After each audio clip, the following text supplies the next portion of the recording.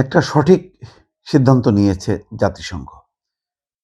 তারা ইসরায়েলকে কালো তালিকাভুক্ত করেছে। কারণ শিশু এবং নারীদের উপর যৌন সহিংসতা চালানো। এটি জাতিসংঘের একটি নিরপেক্ষ তদন্তকারী দল। তারা তদন্ত করেছে লম্বা সময় ধরে এবং তারপর পরই এটি তারা জাতিসংঘের কাছে পেশ করে। এরপর জাতিসংঘ ইসরায়েলকে কালো তালিকাভুক্ত করে। এই তালিকাভুক্তির পর ইসরায়েল ভীষণভাবে ক্ষেপে গেছে জাতিসংঘের উপর, বিশেষ করে জাতিসংঘের বর্তমান মহাসচিব আন্তোনিও গুতেরেসের উপর। তারা গুতেরেসের সঙ্গে সম্পর্ক ছিন্নের ঘোষণা করেছে। এর আগেও কিন্তু বিভিন্ন সময় যখন গুতেরেস বারবার বক্তব্য বিবৃতি দিয়েছে, যেভাবে হামলা হয়েছে গাজাতে, তাতে মানবাধিকার লঙ্ঘন হয়েছে, অতিরিক্ত বাড়াবাড়ি হয়েছে, প্রচুর রক্তপাত হয়েছে, তখন তারা অগ্রহণযোগ্য ব্যক্তি হিসেবে তারা ঘোষণা করেছিল। এখন রীতিমতো সম্পর্ক ছিন্নের ঘোষণা করেছে, কারণ এবারের যে রিপোর্টটা এটা মারাত্মক। তারা 2023 সালে যে গাজা যুদ্ধ শুরু হয় মানে পাল্টা একটা প্রতিরোধ করে। অসহনীয় অবস্থায় হামাস যোদ্ধারা যখন ইসরায়েলে আক্রমণ করে অভ্যন্তরে, সেখানে 1200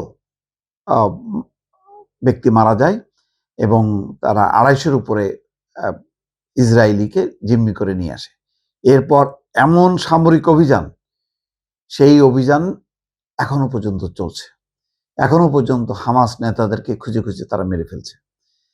এর মধ্যে যখন এই রিপোর্টটা আসলো যে বন্দীদের উপর যে যৌন সহিংসতা চালানো, নিপীড়ন চালানো, এটা যখন প্রমাণিত হলো এবং জাতিসংঘ যখন এই ঘোষণা করলো, ঠিক সেই সময় দেখেন আরেকটা খবর, গাজার 70% দখলে নেওয়ার নির্দেশ নেতানিয়াহু। এটা কোন আইনে? কয়দিন আগে ট্রাম্প একটা বিশাল একটা মেলা বসালো, আন্তর্জাতিক কি শান্তি সম্মেলন করলো, 40-41টা দেশ সেখানে স্বাক্ষর করলো। এমন একটা সম্মেলন করে তারা এই যুদ্ধবিরতি ঘোষণা করলো, যেখানে প্রতিদিন, তারপর থেকে প্রতিদিন এলাকা দখল করতেছে এবং ফিলিস্তিনিদেরকে ধরে ধরে মারছে, এবং একতরফা ভাবে, কোনো এখন পাল্টা কোনো যুদ্ধও হচ্ছে না, কিন্তু তারা মেরেই যাচ্ছে। এর মধ্যে ইরান যুদ্ধ হওয়ার কারণে কিছুটা এদিকে তাদের মনোযোগ ছিল, ইরান এবং লেবানন। তখন মনে করা হচ্ছিল যে না, মানে গাজা বোধহয় একটু বেঁচে গেল গাজাবাসী, কিন্তু না, গাজাবাসীকে এখন এমন একটা কোণঠাসা অবস্থায় ফেলছে। ইতিমধ্যে রিপোর্ট হলো তারা 64% জায়গা দখল করে ফেলছে।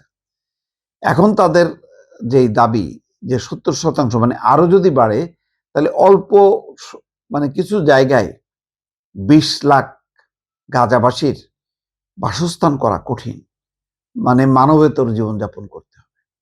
যাই হোক, সেই পরিস্থিতি তো আছে, কিন্তু সবচেয়ে ভয়ঙ্কর অপরাধ হলো ফিলিস্তিনি বন্দীদের প্রতি নির্যাতন এবং যৌন সহিংসতার বিশ্বাসযোগ্য অভিযোগ উল্লেখ করা হয়েছে।